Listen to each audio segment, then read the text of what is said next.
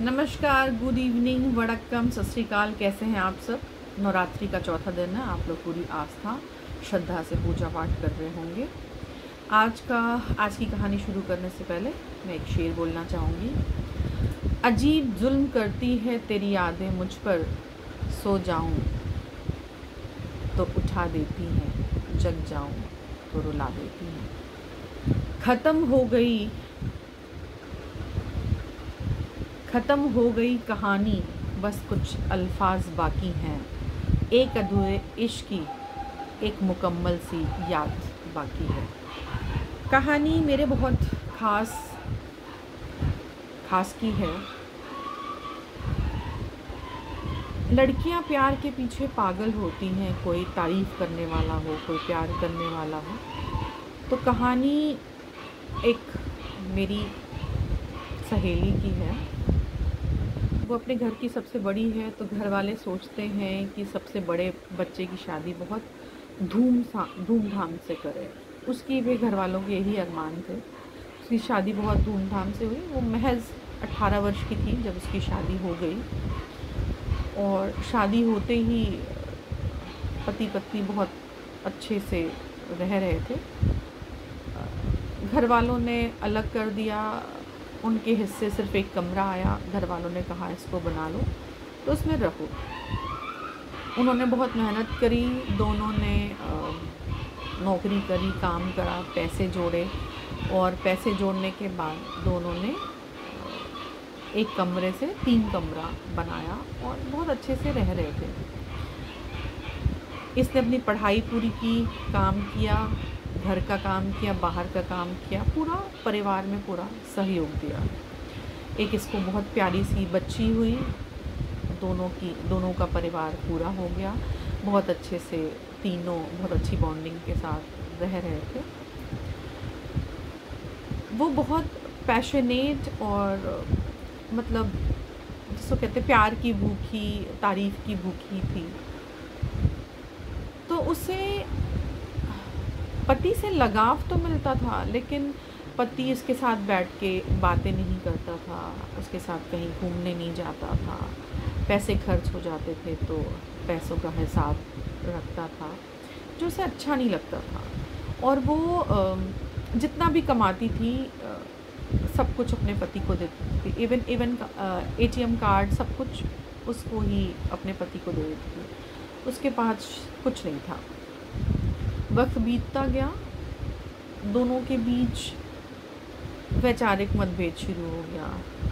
वो सजती संवरती इस उम्मीद में कि मेरा पति मुझे देखेगा, तारीफ़ करेगा कि आज तुम बहुत सुंदर लग रही हो, तुमने कुछ अलग किया है।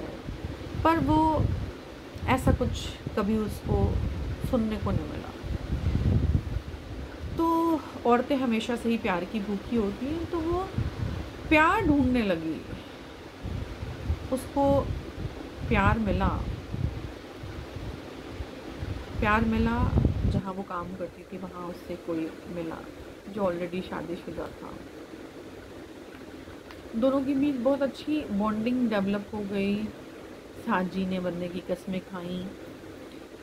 एक दिन वो उनसे, अपने फ्रेंड से पार्क में बात कर रही थी, तो इसके पति ने कहीं से आते हुए इसको देख लिया और इसको बहुत बीच सड़क पे ही बहुत हिंसा, मारपीट शुरू कर दी, और उसके ऊपर आरोप लगाए कि तुम्हारा उसके साथ नाजायज़ संबंध है, ये है, वो है, निकल जाओ तुम मेरे घर से। उसका और उसकी बेटी का सामान निकाल के फेंक दिया। इसने 100 नंबर पे कॉल की, पुलिस आई। पुलिस ने कहा पैचअप कर लो। बात यहाँ पे पैचअप की थी ही नहीं। बात यहाँ उस आघात, उस चोट की थी जो उसके मन पे लगी। मेरी गलती थी, आप मुझे सुनाते, मुझे डांटते।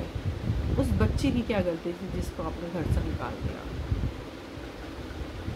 बहुत रोई, गिड़गिड़ाई, लेकिन उसके पति ने, उसकी एक ने सुनी। तो उसने अपने फ्रेंड को फ़ोन किया। उसके फ्रेंड ने 2-4 दिन उन दोनों को होटल में रखा। उसके बाद फिर उन्होंने उसका अरेंजमेंट किया। तब दोनों के बीच ये बात हुई थी कि मैं अपने पत्नी को डिवोर्स दे दूँगा, तुम्हारे साथ नया जीवन शुरू करूँगा। पर न वो उसका रहा, न उसका पति उसका रहा। वो वक्त गुज़रता गया। पुरुष सोना तो चाहता है, लेकिन ज़िम्मेदारी नहीं निभाना चाहता। साथ हाथों में हाथ डाल के घूमना चाहता है, बट रिश्ते को नाम नहीं देना चाहता। लड़कियां प्यार में इतनी पागल होती हैं कि वो अपना सब कुछ छोड़ देती हैं उस प्यार के लिए, जिस प्यार को वो जी रही होती है। उसने मना कर दिया कि मैं अपनी बीवी बच्चों को नहीं छोड़ूंगा। अब ये किस मुंह से अपने पति के पास वापस जाती? वो रास्ते उसने बंद कर दिए थे। उस रास्ते पे वो चल नहीं सकती थी, क्योंकि उसको अंदर से बहुत गिल्ट फील हो रही थी कि मैं क्या हूँ। मतलब आप सिर्फ मेरे साथ वक्त गुजारना चाहते हो, पर मेरे रिश्ते को नाम नहीं देना चाहते। औरतें नाम के लिए पागल हैं और आदमी खूबसूरती के लिए और सोने के लिए पागल है। कोई किसी से प्यार करे तो उसकी रूह से प्यार करे, उसको ना, अगर आप अपना नहीं सकते तो आप किसी का घर बर्बाद मत कीजिए। आज वो कमा रही है, अपनी बच्ची का खर्च उठा रही है, सिंगल वुमन की तरह रह रही है, पर कुछ आघात ऐसे होते हैं जिसका कोई मरहम नहीं होता। कुछ चोट ऐसे होते हैं जो नासूर बन जाते हैं, जिनको चाह के भी आप न भुला सकते हो न मिटा सकते हो।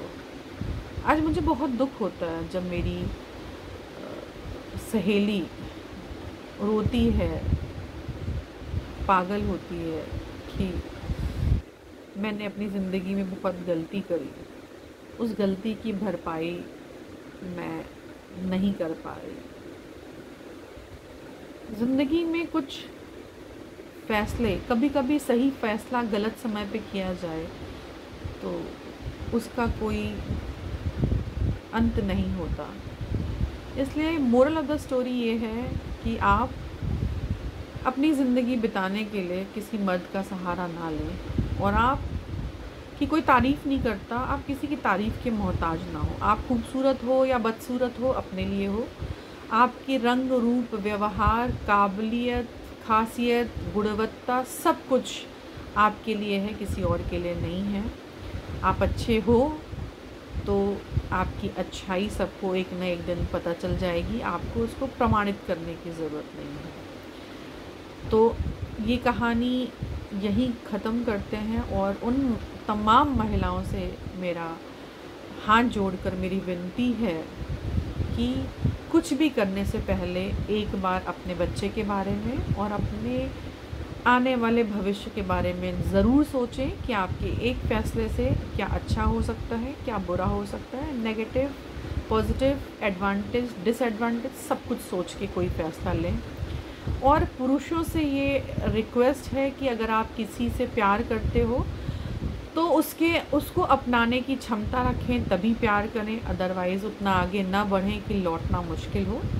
नमस्कार, शब्बा खैर, फिर मिलेंगे, बाय।